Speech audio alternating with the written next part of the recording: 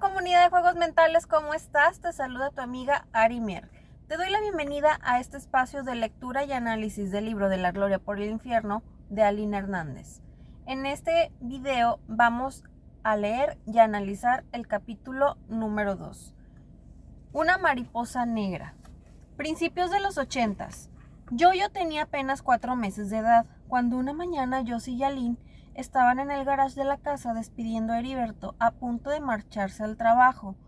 En eso, cuando él encendió el motor de su coche, por ahí empezó a revolotear una mariposa negra que se dirigió al interior de la casa.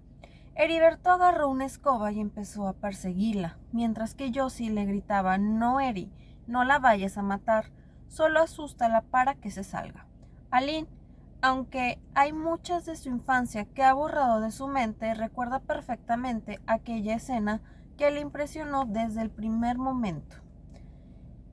Es que yo nunca había visto una mariposa negra, ya que ella era tan grandota, tan fea. Lo que más me impactó no fue precisamente la mariposa, sino ver a mi papá correteándola por la sala de la casa, tratando de aplastarla con la escoba, mientras que la mariposa se le escapaba y seguía volando. Y mi mamá le gritaba que no la matara porque eso era de mala suerte. Jamás se me va a olvidar el momento en el que yo, muy asustada, vi de repente que la mariposa se dirigía hacia mí.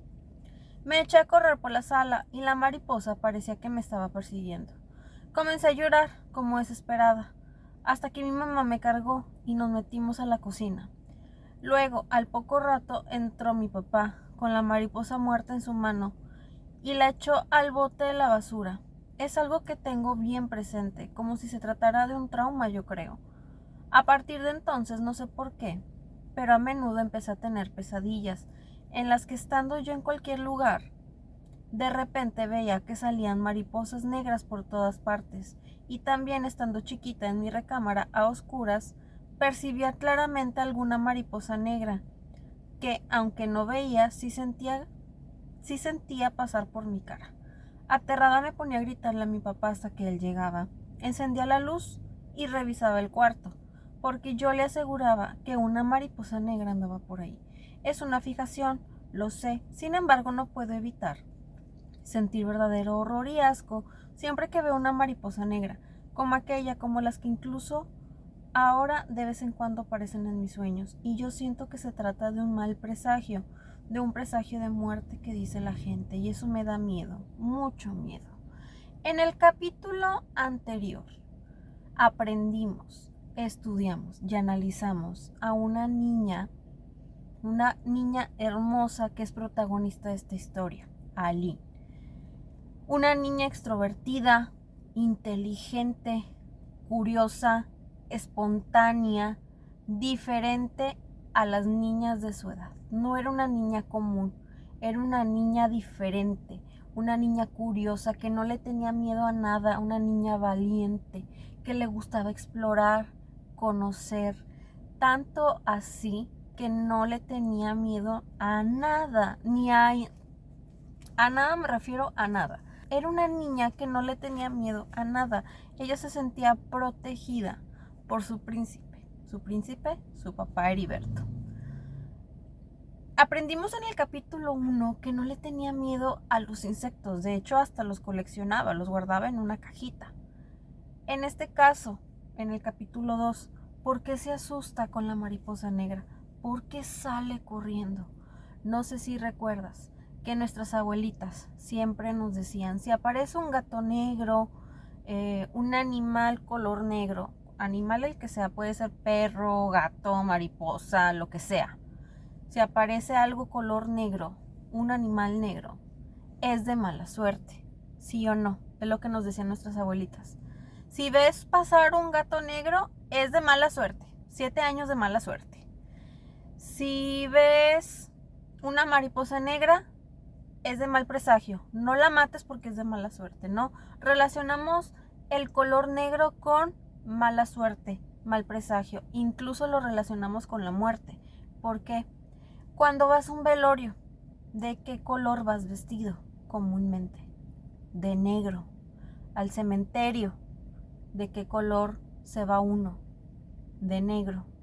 ¿por qué crees que uno va al cementerio de negro? ¿Por qué crees que cuando uno va a un velorio va de negro? Bueno, en la búsqueda de conocer más del desarrollo personal, yo soy muy curiosa. Me gusta estudiar, me gusta aprender de todo un poco. Años anteriores, hace como 2-3 años, tomé un curso de cromoterapia, también llamado la psicología de los colores. Dentro de este curso estudiamos el color negro. El color negro representa protección, es decir, tiene una razón de ser el ir vestido de negro al cementerio. Uno va al cementerio y siente una vibra extraña, se siente incomodidad, es un lugar de tristeza y pues no sabes qué energía se encuentra en ese lugar. Entonces se recomienda ir vestido de negro para no traerte energía que no es tuya, que no se te pegue algún ser oscuro. Estas son las creencias que se tienen y esto lo aprendí en el curso, que el color negro te ayuda a repeler de cierta manera. El color negro repela lo negativo, pero también repela lo positivo. O sea, el color negro te protege y no se queda nada contigo. Se aleja todo, tanto lo bueno como lo malo. Entonces, usar color negro es como usar un caparazón, un escudo de protección. Sin embargo, por creencias heredadas de generación en generación, se nos ha dicho que el color negro es de mala suerte e incluso se relaciona con la muerte. Sin embargo, es todo lo contrario. El color negro es un color de protección. Vestirte de color negro es como traer un escudo, una protección. Entonces, para proteger tu energía, ¿no? Entonces, si yo veo pasar un gato negro, una mariposa negra, cualquier animal color negro, yo lo relaciono como protección. Es decir, Dios, mis ángeles, el ser superior,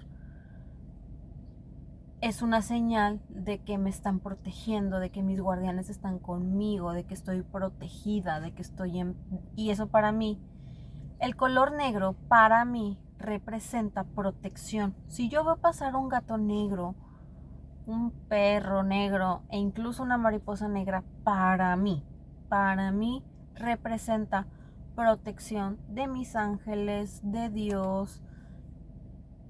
Para mí eso representa. Sin embargo, para Aline representa un presagio de muerte, un presagio de mala suerte.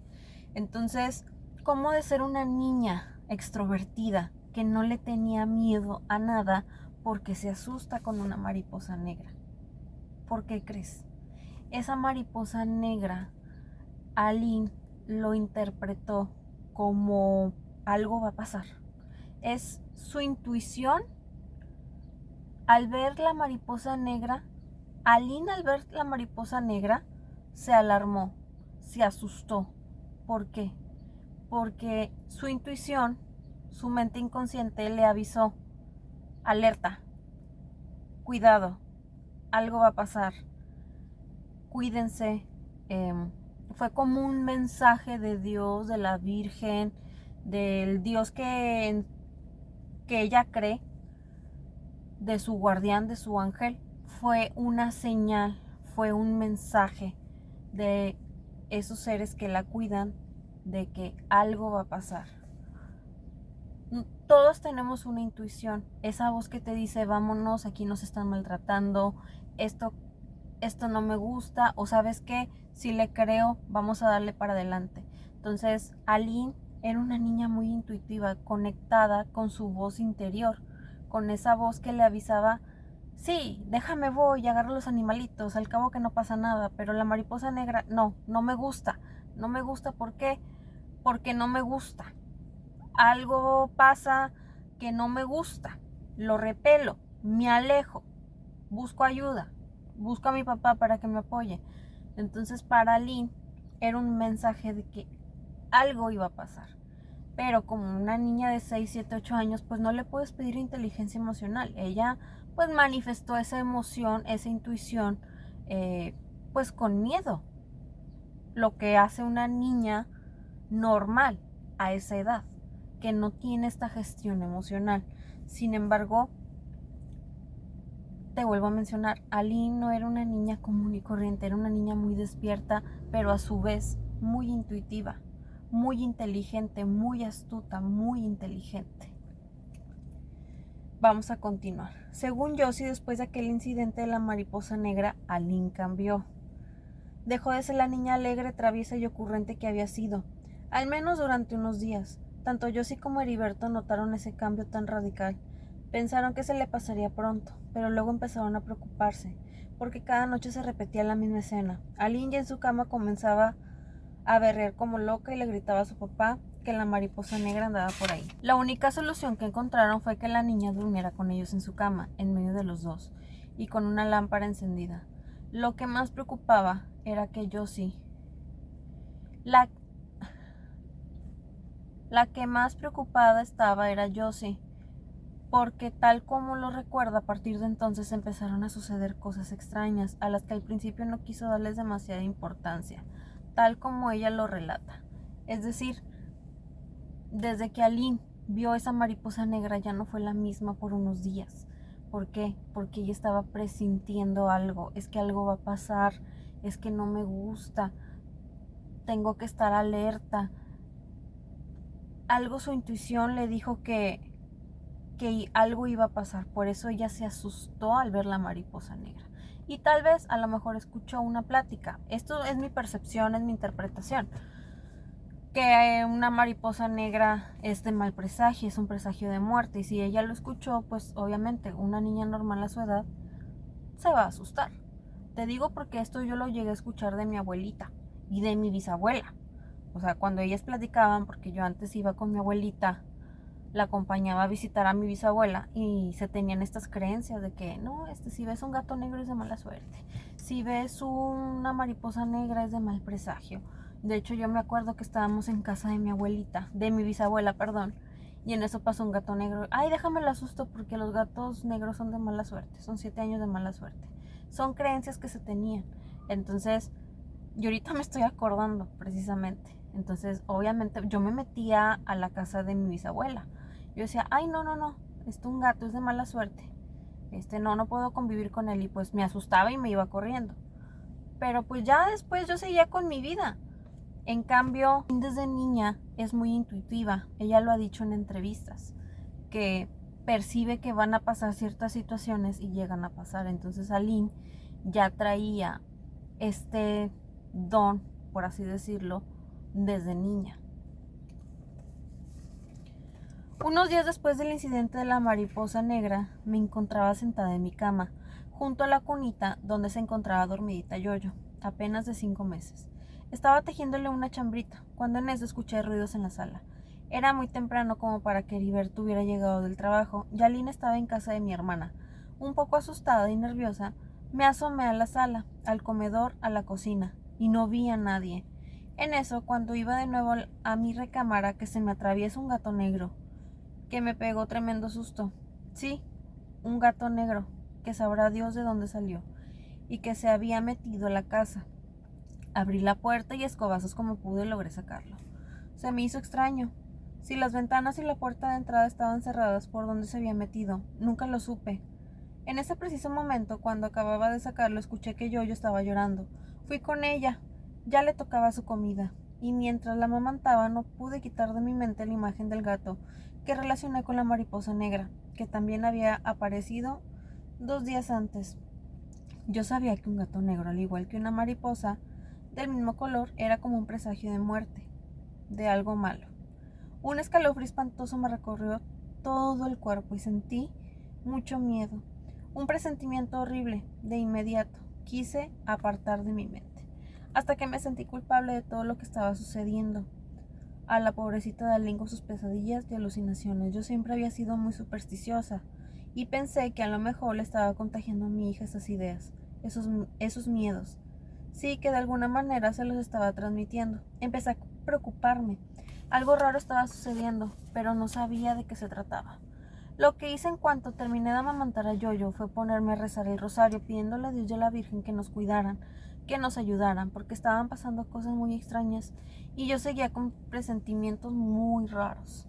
Dios es muy grande, siempre te escucha. En cuanto terminé mi rosario me sentí mucho más tranquila, segura de que se trataba de simples ideas absurdas, de coincidencias.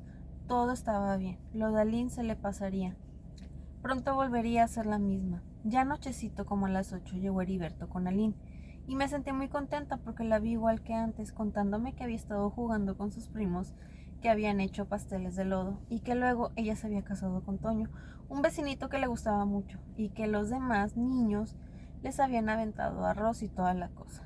Pensé que Dios había escuchado mis ruegos. Todo estaba bien como tenía que ser.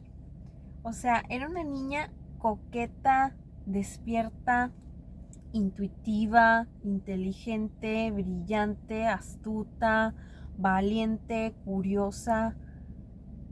Me sorprende más cada vez que voy leyendo su libro. Me sorprende más. Aline no es lo que dicen allá afuera. Los invito a leer su libro, los invito a investigar más de este tema, no dejarse llevar por una serie que está llena de drama, de victimismo, de mentiras, porque una serie es una ciencia ficción. Tú no puedes basar tu opinión de alguna persona solo porque viste una serie. Una serie de ciencia ficción no existe. Entonces yo los invito a adquirir su libro, a estudiar su libro y en cada página van a conocer a una Aline brillante, inteligente, intuitiva, alegre, espontánea. Se los recomiendo. Esa noche, aunque Aline volvió a dormir con Heriberto y conmigo, en nuestra cama al menos ya no tuvo pesadillas, ni se despertó llorando como había sucedido en las noches anteriores, como decía que se le aparecían parimosas, negras, como les decía. Ni a ella ni a Heriberto les comenté el incidente del gato negro. ¿Para qué? Aunque mi marido no creía en esas cosas, en ese tipo de supersticiones, preferí callarme y no darle mayor importancia al asunto. Aunque puedes no creer en esas supersticiones porque no está comprobado científicamente, pero que no esté comprobado no significa que no exista. Existe la bondad, existe la maldad, existen mensajes de tus ángeles que te avisan, te mandan señales. Yo creo en eso, yo soy fiel creyente en eso. Entonces, eso fue un comentario nada más. Días más tarde, exactamente el 19 de noviembre de 1981, Josie se levantó muy temprano, como siempre, para arreglar a Aline, darle a desayunar, prepararle su lunch y enviarla a la escuela. Aquella era una mañana nublada, ya hacía mucho frío. Josie le puso a Aline todo lo que encontró, su abriguito, un pasamontañas y una bufanda. En esa época, a esas horas, todavía estaba oscuro, aún amanecía. Ya Aline le preguntaba a menudo a su mamá por qué tengo que irme de noche a la escuela. Esa vez, como siempre, fue a despedirse de su papá. Aún estaba dormido. Apenas iba a dar las 7 de la mañana. Sin hacerle ruido, se trepó en la cama, se acercó a él y le dio un beso en la mejilla. Heriberto se despertó, la abrazó, la llenó de besos y, como de costumbre, le dio la bendición. Que Dios te cuide. Cuando Aline se fue, Josie regresó a su recámara. Se le hizo muy extraño encontrar a Heriberto, todavía en pijama y metido en la cama, jugando con Yoyo, cuando ya casi era la hora en que él debía marcharse a su trabajo. Regañé a Eri porque ya era muy tarde. Prosigue Josie. No iba a estar a tiempo, tenía que bañarse, rasurarse, desayunar. Sin embargo, me dijo que no tenía ganas de ir a trabajar, que tenía flojera, que se le antojaba quedarse todo el día en la cama, ahí con Yoyo. Es como si la intuición del señor Heriberto le dijera: no salgas, algo va a pasar, alerta. No, es como si también él presintiera que algo iba a pasar. Y con el gato negro que se le presentó a la señora Josie, eran mensajes, señales de sus ángeles, de Dios, de la Virgen, de lo que ellos tuvieran fe. Les estaban dando una señal de que tuvieran cuidado, que algo iba a pasar. Así lo percibo. A mí se me hizo raro porque él siempre había sido muy cumplido y a menos que estuviera muy enfermo se quedaba en casa. Pero eso era muy de vez en cuando, casi nunca. Incluso cada año le daba un premio de puntualidad y asistencia y en la compañía de luz, donde seguía trabajando. Como hacía tanto frío, me metí de nuevo en la cama, con él y con Yoyo, los tres juntitos y acurrucados. Le dije que estaba bien, que se quedara, que yo le hablara a su jefe para decirle que no se iba a presentar a trabajar, inventándole quizás que tenía calentura o algo por el estilo. Pero no, finalmente se levantó de la cama, se bañó, se arregló, le serví el desayuno, lo acompañé al garage. Su Volkswagen no quería arrancar, otra señal, porque el carro no funcionaba. ¿Era una señal de quédate en casa? Tal vez. No lo sé. Estaba abajo de batería, le pasé corriente de mi coche, el suyo por fin encendió y se fue. Yo me puse a hacer mis cosas y unos 20 minutos más tarde, precisamente cuando acababa de bañar a Yoyo y le estaba vistiendo, sonó el timbre. Pensé que a lo mejor era él, que quizás el coche lo había dejado tirado por ahí y que quería llevarse el mío, pero no. No era Eri, sino don Froilán, el señor del camión de la basura. Ay, ceñito, me dijo con cara de susto y muy nervioso. Córrale porque el güero acaba de chocar. ¿Qué? Le pregunté sin entender todavía de qué me estaba hablando. Sí, se estrelló contra la lavandería de los chinos, aquí cerca como 4 cuadras. Pero ¿cómo? No puede ser. ¿Está seguro, don Froilán? Sí, ceñito, se lo juro, apúrese.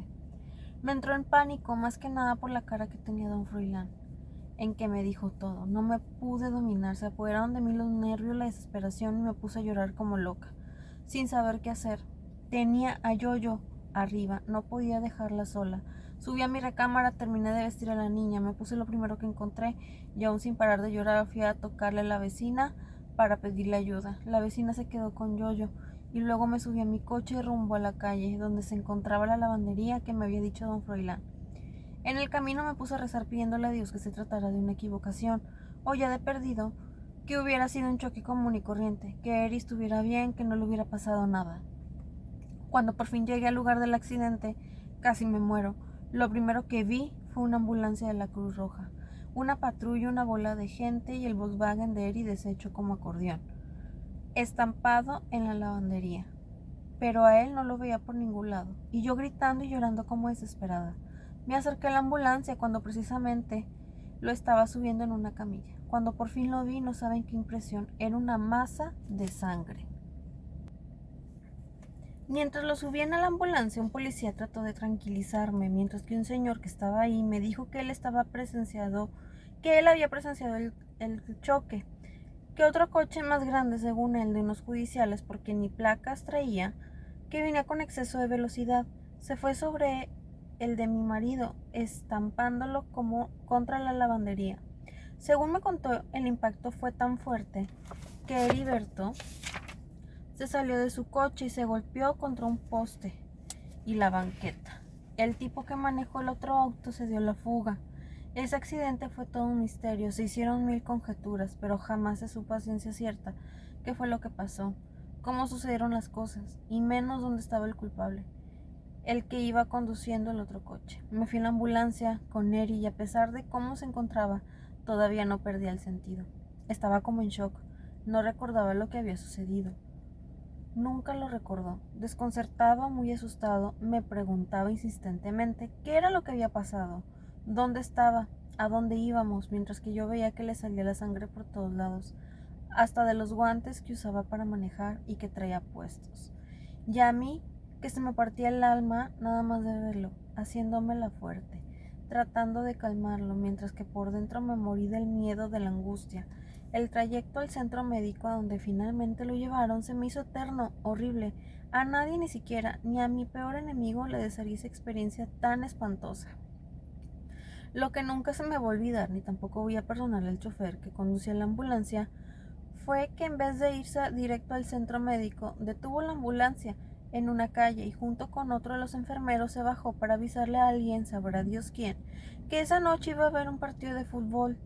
Y yo furiosa, desesperada, sin dar crédito de que en momentos así, con mi marido sangrando por todos lados, nos pudieran hacer eso. Qué falta de humanidad y de empatía por parte de estas personas. Me doy cuenta que hoy en día, como sociedad, nos hace falta mucho el valor de la empatía. Ponernos en los zapatos de otros, no hacer lo que no queremos que nos hagan, no pasar por encima de otros. Si queremos subir, es válido, si queremos crecer, es válido, pero no pisando a otros. Entonces, nos hace mucho el valor de la empatía.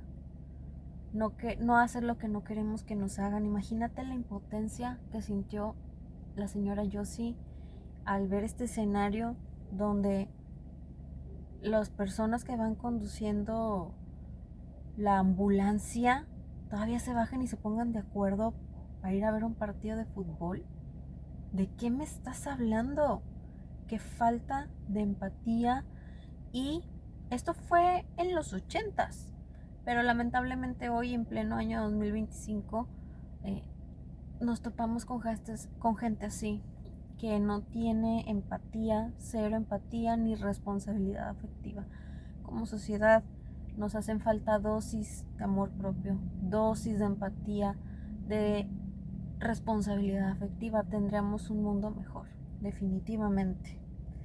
Era como una pesadilla, como una escena de película de terror. Incluso pensé que estaba soñando, que aquello no podría ser verdad, que todo era una mentira, que no era posible que Dios fuera capaz de hacer algo así. Sobre todo porque en algunos días, luego de la mariposa negra y el cambio de Aline, le había rezado su rosario todas las noches pidiéndole a él y a la Virgen que nos cuidara. A él, quiero pensar que a Dios. A ver, vamos a volver a leer.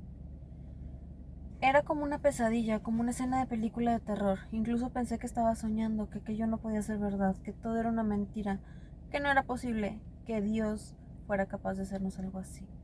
Sobre todo porque en los últimos días, luego de la mariposa negra y el cambio de Aline, le había rezado su rosario todas las noches, pidiéndole a él y a la Virgen que nos cuidaran.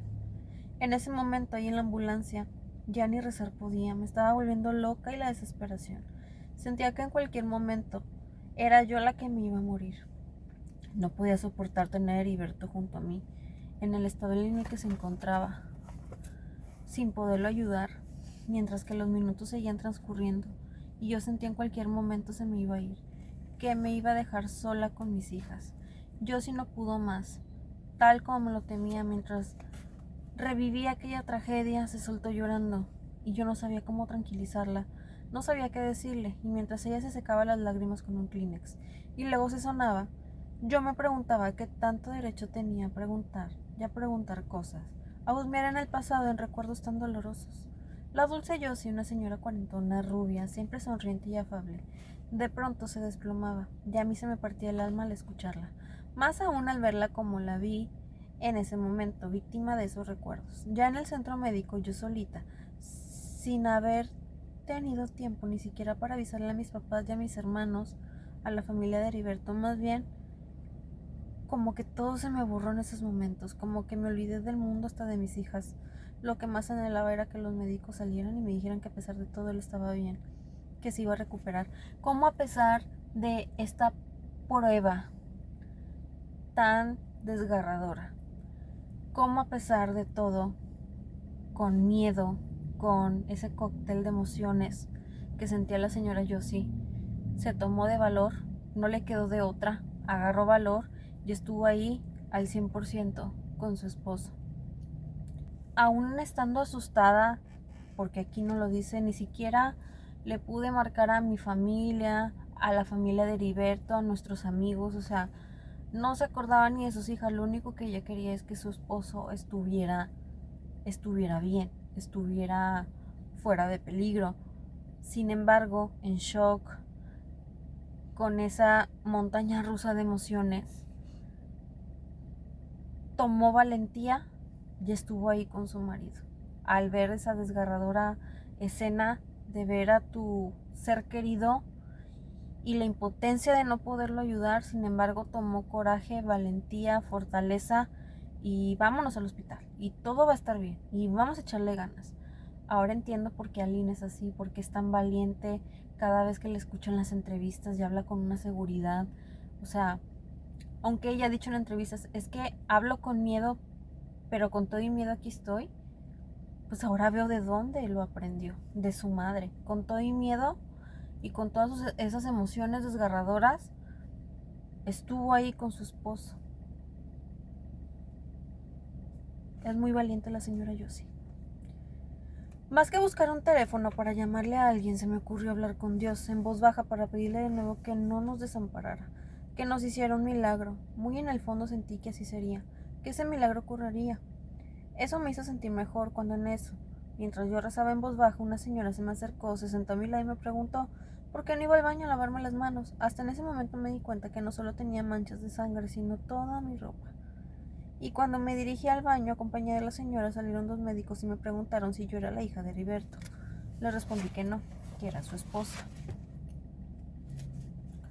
Luego me llevaron a una oficina pequeñita y ahí uno de ellos me puso al tanto del estado de Eri: desprendimiento del cuero cabelludo, fractura del parietal izquierdo, no recuerdo cuántas costillas rotas, estallamiento de vísceras. Y cuando entré a verlo después de que lo iban limpiando, su apariencia era todavía impresionante, estaba irreconocible. Durante 10 largos días estuvo luchando entre la vida y la muerte, cada vez peor, en un cuarto de terapia intensiva en el que estaba con otros 6 pacientes, y yo me la pasaba ahí todo el tiempo, junto a él, sentada en una silla en espera del milagro que tanto le había pedido Dios. Se le desencadenaron más cosas. Según me dijeron los médicos, su cerebro comenzó a inflamarse, cada vez más. Cuando lo veía me moría de la angustia, al ver que le seguía saliendo sangre por los oídos, que tenía derrames en los ojos. A pesar de todo, él permanecía consciente, aunque seguía sin recordar lo que le había sucedido. Eso creo yo.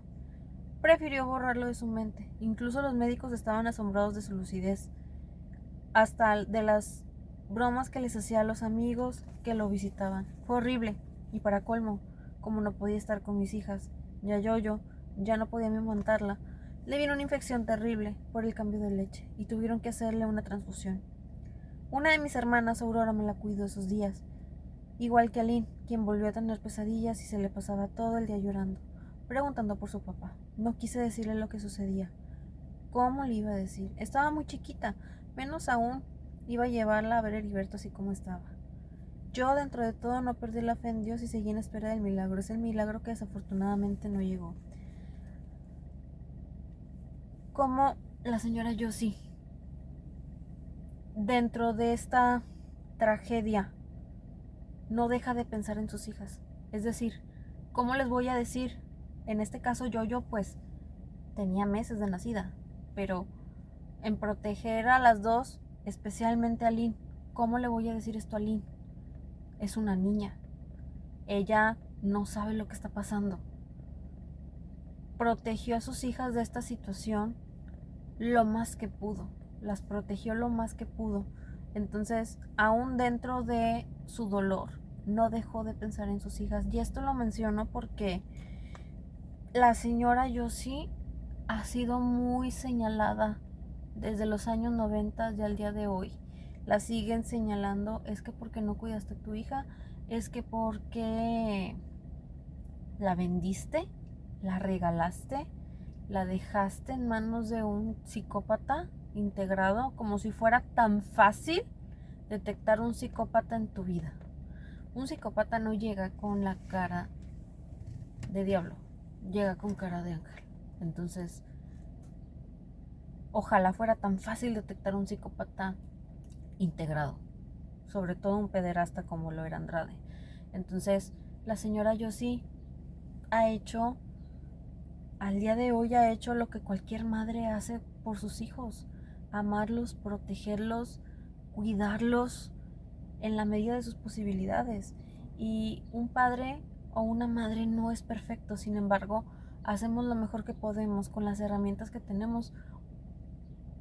No hay un manual para padres que te diga: cuando te pases en esta etapa vas a hacer esto, pero cuando tu hijo pase por la adolescencia vas a hacer esto, pero cuando vuelva a pasar esto lo vas a hacer así. No, es a prueba y error. Y desgraciadamente cayeron en manos de un psicópata que no fue culpa ni de Aline ni de la señora Josie. El psicópata integrado escoge víctimas al azar. Desgraciadamente le tocó a Aline y al resto de las víctimas que ahora son sobrevivientes. Entonces, los padres no tienen la culpa de esta situación, no tienen la culpa por lo que pasaron. Aquí existe un culpable y 2 cómplices. Hay 3 personas señaladas como supuestas culpables. Entonces, las sobrevivientes y los padres no tienen nada que ver. ¿Por qué?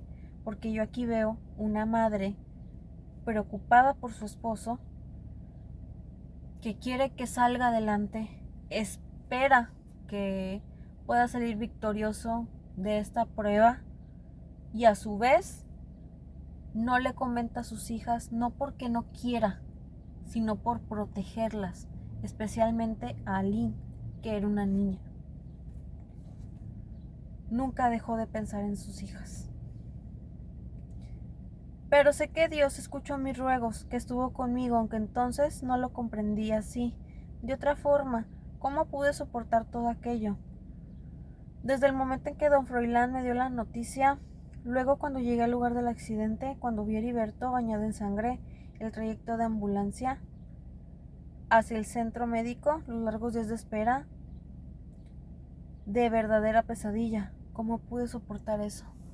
Cuando estás en shock, cuando está la adrenalina, el miedo, la montaña rusa de emociones, ante situaciones de alerta, actúas y aún con miedo haces las cosas y haces lo mejor que puedes con las herramientas que tienes, pero ya cuando baja la adrenalina y pasa el momento, dices, ¿cómo lo pude lograr? ¿De dónde saqué la fortaleza, el coraje, la valentía para afrontar esta situación? Es que ni yo sabía que tenía este coraje, esta valentía, esta casta de dónde salió. Entonces, aquí interpreto que la señora Josie es una señora inteligente, valiente, una leona que salió desesperada en busca de su marido. ¿Cómo te ayudo? ¿Cómo te apoyo? ¿Qué hacemos? A su vez, una leona que protege a sus cachorras. Fue su resiliencia. ¿Cómo pudo soportar todo eso? Fue gracias a su resiliencia, a su casta, a su valentía, a su coraje, que pudo soportar todo eso. Que no tenían por qué pasarlo, sin embargo, pues hay cosas que se salen de nuestras manos.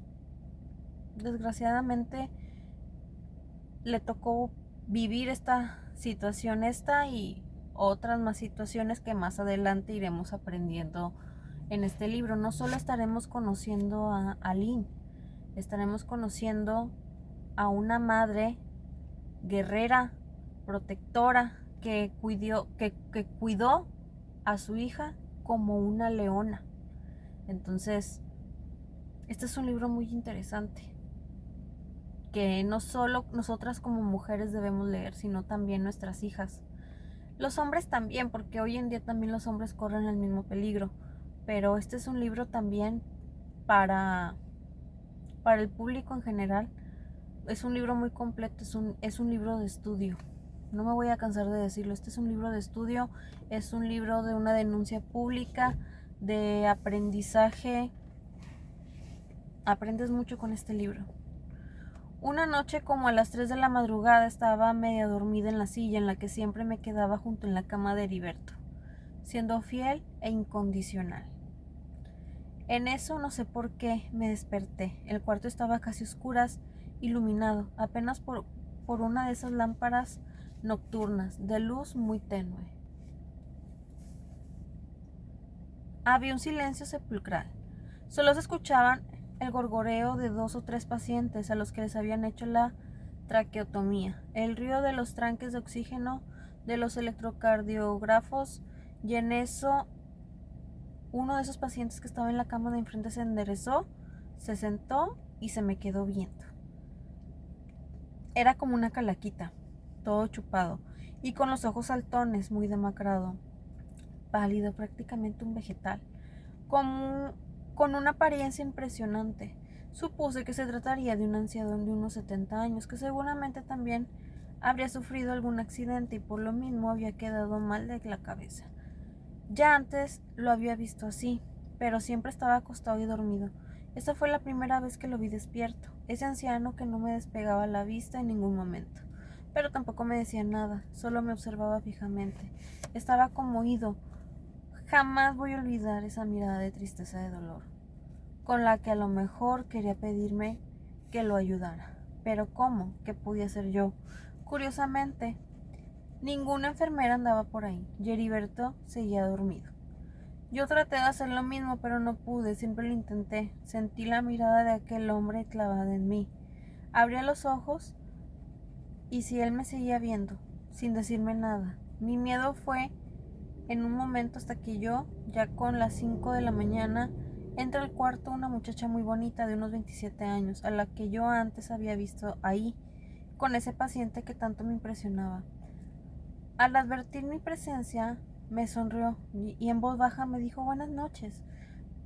Luego de su bolso sacó unas toallitas de esas perfumadas para bebés y empezó a limpiarle la cara, el cuello y los brazos al señor, con mucho cuidado, hablándole con cariño, sin que él le respondiera nada. Solo seguía viéndome a mí, sin quitarme la vista de encima. Luego, la muchacha sacó unas fotos, también de su bolso. Se las iba enseñando al anciano. Mira, ¿quién está aquí? Es Rodriguito. ¿Lo reconoces? Y mire, Elenita, sí, Elenita, el día de su cumpleaños. Fue hasta en ese momento, después de más de 2 horas, que él por fin dejó de observarme. Mientras veía las fotos, sin que su rostro expresara absolutamente nada. Estaba a punto de amanecer y salir del cuarto para caminar un poco y tomarme un café. Con mi pena, con todo lo que estaba sucediendo, no podía quitarme de la mente la mirada del anciano, aquella expresión de su rostro tan distante y al mismo tiempo tan llena de dolor. Como que algo quiso decirme. Al rato la muchacha que estaba con él salió también y me topé de nuevo con ella. Me sonrió y se quedó junto a mí. ¿Cómo sigue?, le pregunté. Ella me sonrió al mismo tiempo que su mirada se nublaba. Mal, muy mal, señora, me respondió. Lleva ya muchos meses aquí y cada día la encuentro peor.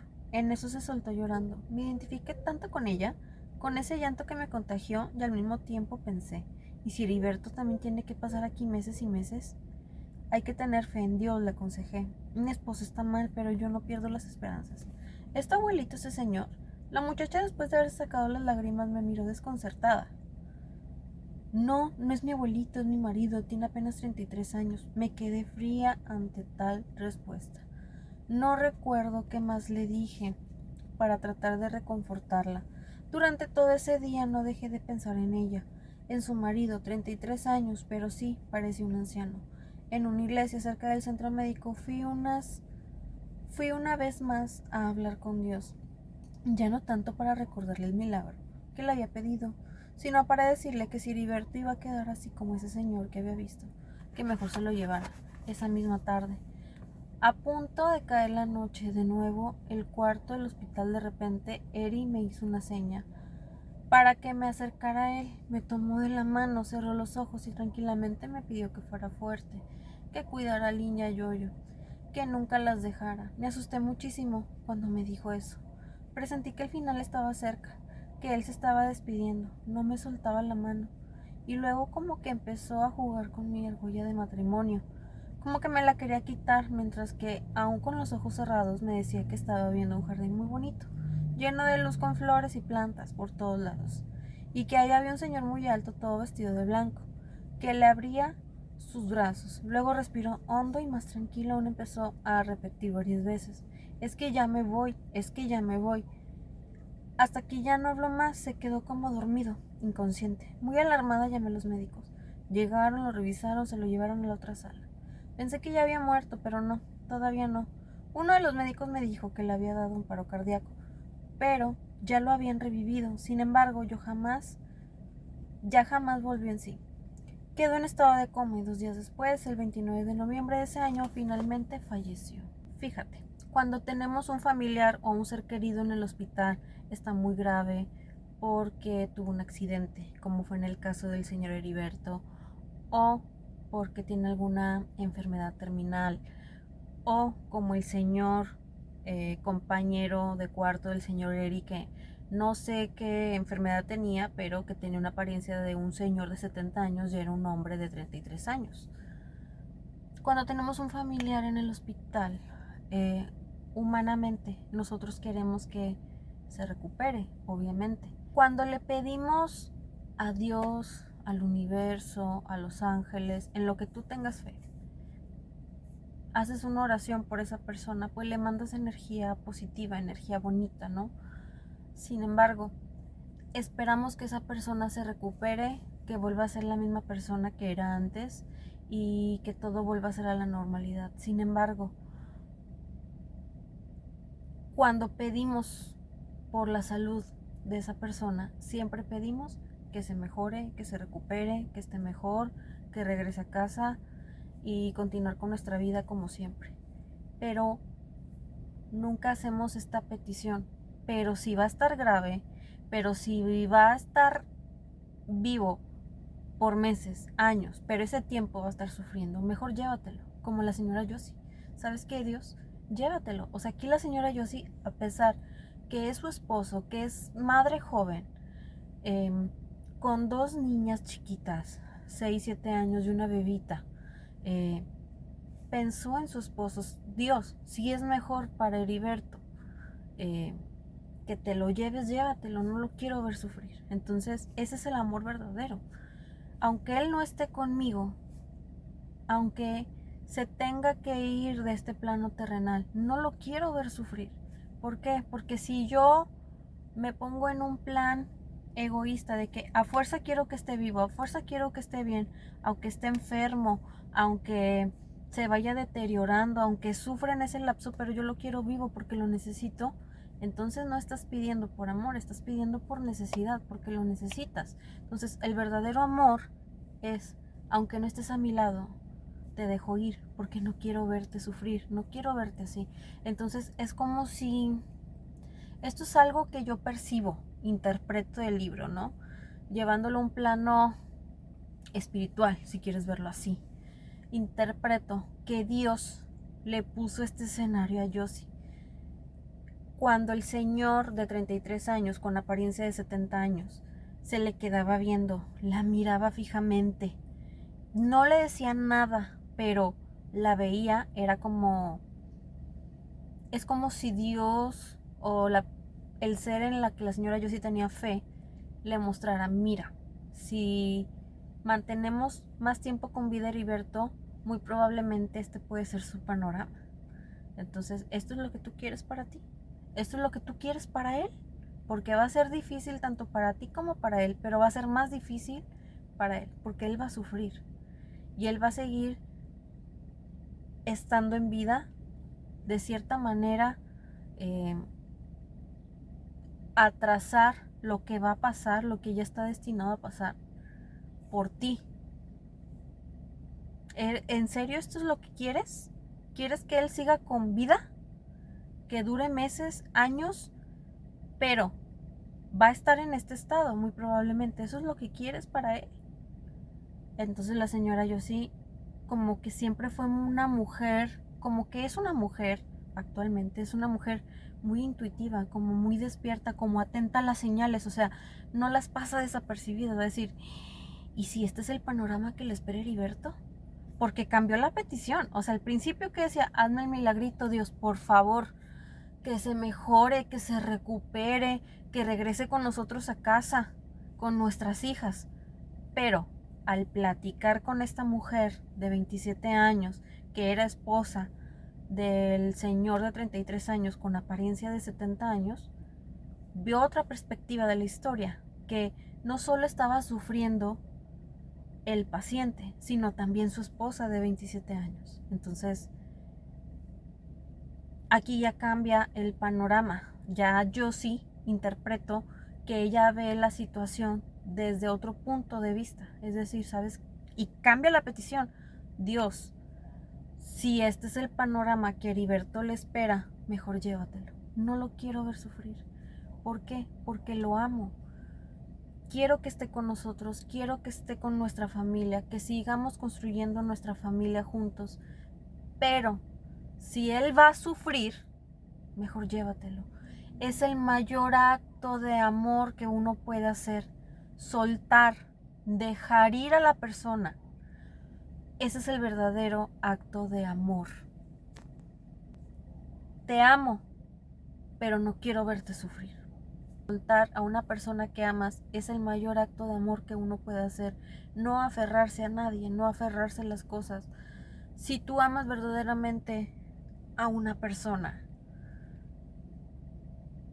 y si esa persona, por los motivos que sean, por salud o porque ya cumplió ese tiempo en tu vida, la tienes que dejar ir.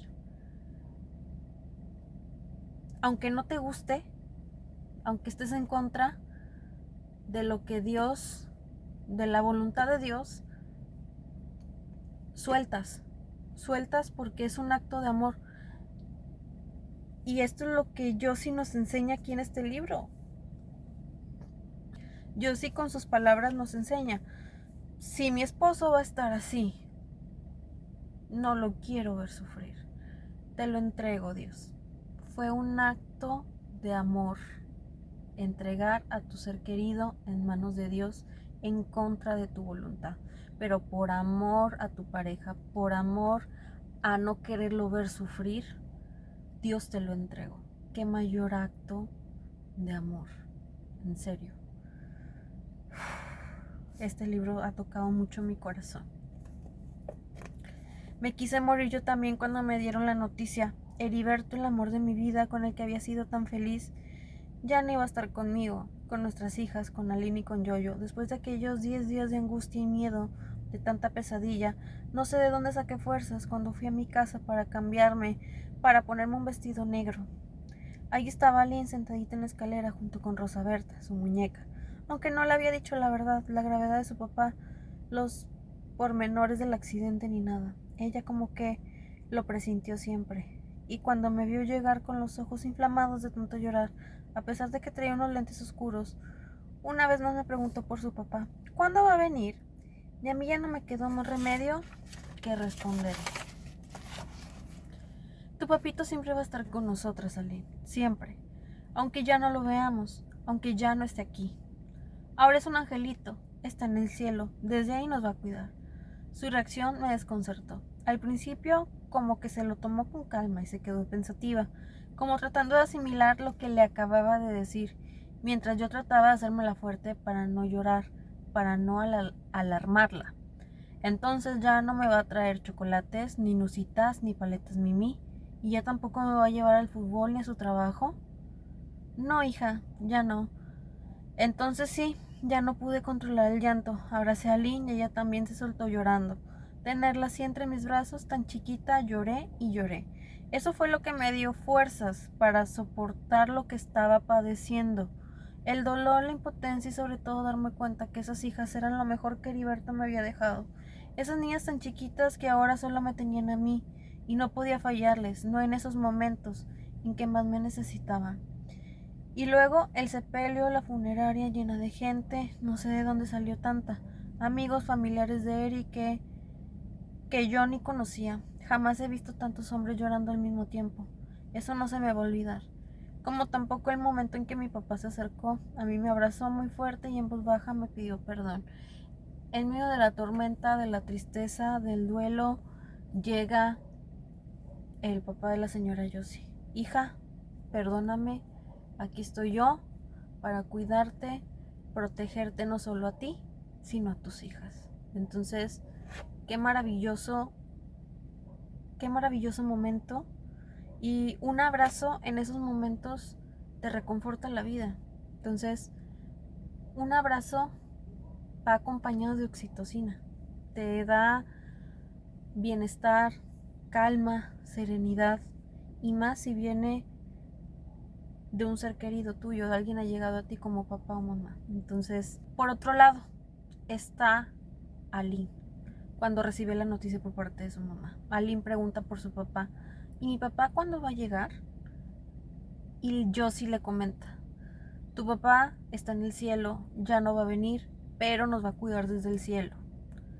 Entonces Aline se queda como pensativa, como analizando lo que su mamá le está diciendo. O sea, una niña tan inteligente y tan despierta y tan intuitiva, a ver, analizo lo que mi mamá me está diciendo. O sea, ¿qué significa? Que ya no va a venir, que ya no me va a traer paletitas, ya no me va a llevar a su trabajo, ya no me va a llevar al Estadio Azteca. No, mi amor, ya no. Entonces ahí suelta en llanto. Entonces imagínate una niña cómo su mundo se le cae en pedazos. Ese mundo mágico que construyó en su mente. Ella se sentía Blancanieves. ¿Por qué? Porque Blancanieves tenía a su papá que la protegía, que la cuidaba, que la reconfortaba. Eso para ella le representaba a su papá. Yo estoy con mi papá que me cuida, me protege, como Blancanieves con su papá. Entonces, el escuchar las palabras de su madre, tu papá ya no va a estar con nosotros, se le desmorona su castillo de ilusiones, a una niña de 6, 7 años. Entonces aquí percibo que en esta situación, cuando Aline se entera que su papá está en el cielo y ya no va a regresar a casa, interpreto que se genera en ella una huella de abandono inconsciente, porque el papá de Aline no la abandonó conscientemente. Él salió de su casa a trabajar con la esperanza de que regresara a casa con bien. Sin embargo, sucedió esta tragedia que lamentablemente pues terminó, ya sabemos cómo, no regresó a casa. Pero es un abandono inconsciente. Entonces tú puedes decir, ¿cómo se puede crear una herida de abandono? Yo cuando trabajé en terapia, fui a terapia por ahí del 2020. Fui a terapia y conecté con mi niña interior, con mis heridas emocionales, y trabajé la herida de abandono. Es mi herida primaria, la herida de abandono. Entonces descubrí que esa herida de abandono fue por parte de papá. A mi papá yo no lo conozco. Él engendró la semilla y conscientemente se fue a hacer su vida. Se regresó a su país, no lo conozco y no me interesa conocerlo. No lo odio, le agradezco la vida, pero hasta ahí. Sin embargo, ese abandono en mí dejó una herida, dejó un vacío, lo cual a mí me trajo dificultades para relacionarme con mis relaciones interpersonales. En el caso de Aline, se genera una herida de abandono inconsciente. ¿Por qué? Porque su papá ya no va a venir. La decepción, la tristeza, el sentimiento de abandono. Entonces, en ella percibo que se genera un vacío. Entonces, la herida de abandono, consciente o inconscientemente, nos es marcada desde los 0 a los 8 años. Entonces, que tengas la herida no significa que sea tu destino. Sanar es tu responsabilidad, trabajar la herida es tu responsabilidad. Y Aline es lo que ha hecho hoy en día.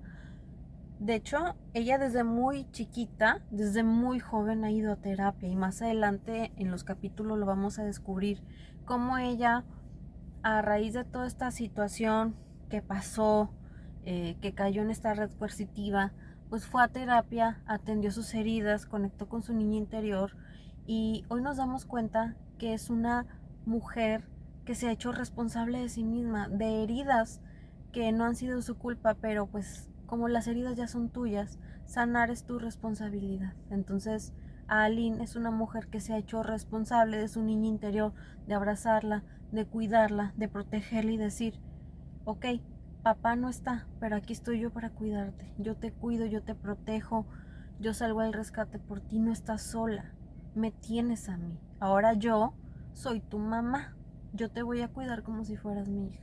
Entonces ahí es muy importante la responsabilidad con uno mismo, tomar terapia. Y yo sé que esta herida de abandono, en el caso de Aline, yo percibo que es una herida de abandono. Me estoy equivocando, es mi percepción. A lo mejor me estoy equivocando, pero yo relaciono esta herida de abandono con la herida de abandono con el sentimiento de abandono que yo tuve cuando falleció mi abuelita. Cuando mi abuelita falleció, mi sistema nervioso no lo comprendía. Entonces yo lo interpreté como abandono de su parte. De hecho, yo le llegué a reclamar a ella en silencio, ¿por qué me abandonaste? ¿Por qué me dejaste? Tú dijiste que ibas a estar conmigo, que ibas a estar en cada etapa de mi vida. ¿Por qué me dejaste? Y también fue un reclamo a Dios. ¿Por qué te la llevaste? ¿Por qué te llevaste a mi compañera de vida? Siempre estamos juntas. Mi mamá mientras trabajaba, ella me cuidaba. Y mi abuelita y mi abuelito siempre me llevaban con ellos porque conocían a mucha gente. Siempre tenían compadres en todas partes. De hecho, hasta cuando falleció, fue mucha gente al velorio porque a mi abuelita la querían mucho. También a mi abuelita cuando falleció, porque tenían compadres, ahijados, tenían muchas amistades y a mí siempre me llevaban. Entonces yo le reclamaba a Dios: ¿por qué te llevaste a mi abuelita? ¿Por qué te llevaste a mi compañera? ¿Por qué te llevaste a mi cuidadora, a mi ángel? Y hoy entiendo que era por su bien, es porque cumplió un propósito, es porque ella ya estaba sufriendo, su cuerpo ya no soportó más. Entonces entiendo aquí perfectamente cuando Josie dice: Dios, te lo entrego, y que dice Heriberto: todo va a estar bien, ya me voy, mi cuerpo ya no aguanta, mi cuerpo no me da para más, ya me quiero ir. Entonces, qué pruebas nos pone Dios a veces, pero uno no puede remar contra corriente, uno no puede ir en contra de la voluntad de Dios, aunque uno no quiera, por más que se aferre, pues hay que aceptar la voluntad de Dios aunque no nos guste. Y en el caso de Aline, percibo que tras la muerte de su papá, en ese momento empezó a florecer una herida de abandono inconsciente. Sin embargo, ella en su etapa adulta se hizo responsable y fue a terapia y se hizo cargo de su niña interior. Entonces, este libro es un libro de estudio porque no solo nos habla de cómo fue captada por esa red coercitiva, cómo ella logró romper con esta red, cómo salió adelante, sino también nos cuenta un poco de su historia. Nos cuenta, este libro está lleno de muchos temas de estudio como las redes coercitivas, cómo funciona una red coercitiva, cómo funcionan las técnicas de manipulación, cómo opera un psicópata integrado. También nos habla del niño interior, heridas de infancia, de cómo una madre leona cuida y protege a sus hijas, especialmente a la protagonista de esta historia, que es Aline, que no es la madre que han pintado en esos proyectos de quinta, como en novelas, como en la película, como en la serie, como en los libros. No. Al leer esta historia, al ir leyendo poco a poco este libro, no solo conozco a Aline, que es una mujer resiliente, responsable, heroína por destapar una red coercitiva. También me doy cuenta de Josie, de la señora Josie, que es una madre que cuidó, amó, defendió, protegió como una leona a su hija con las herramientas que tenía en el momento. Hizo lo mejor que pudo. Entonces, eso es lo que importa. Nuestros padres no son perfectos. Ellos hacen lo mejor que pueden con las herramientas que tienen. Entonces, seamos más empáticos. Comunidad, antes de tener una opinión personal, yo los invito a que investiguen por su propia cuenta, a que lean los libros, que escuchen los podcasts de las sobrevivientes del clan Trevi, Andrade y Portillo. Lean los libros de las sobrevivientes, el libro Toda la Luz, el libro de La Gloria por el Infierno, el libro de Carola de la Cuesta, el libro de Karina Yapor, Revelaciones. Escuchen los podcasts El Estafador de Sueños, Alíneate y abre tus alas. Denles el beneficio de la duda. Van a entender que van a aprender mucho. Aparte que es contenido muy nutritivo. Si quieres aprender más de psicopatía integrada, pues yo te invito a leer los libros de sobrevivientes de un psicópata integrado como Sergio Andrade. Te invito a escuchar sus podcasts, que también el podcast de Alíneate y abre tus alas no solo hablan de este tema, sino también es un podcast educativo. Tienen invitados especiales cada semana, están invitando a gente preparada, estudiada, y siempre preparan un tema con contenido nutritivo. Si eres como yo, que le gusta consumir contenido nutritivo, pues te invito a escuchar el podcast de Alíneate y Abre tus Alas, el podcast El Estafador de Sueños. Es increíble cada episodio que voy avanzando. También les voy a hacer una reseña del podcast. Poco a poco iré subiendo aquí videos. Hay mucho contenido, mucho que estudiar. Te invito a cuestionar. O sea, tu opinión no la puedes basar en una serie, en una película, que es ciencia ficción. Una serie, una película, siempre va a estar llena de victimismo, de drama, de fantasía. Es una ciencia ficción. Por lo tanto, todo lo que ves ahí es mentira. Todo va a estar distorsionado. Entonces, te invito a cuestionar y a emitir tu propia opinión personal de este tema. Si te gustó el video, te invito a suscribirte a mi canal y estate alerta. Cada semana estaremos subiendo lectura y análisis del libro La Gloria por el Infierno de Aline Hernández. Gracias, es todo por hoy. Me despido, que tengas una linda noche. Bendiciones.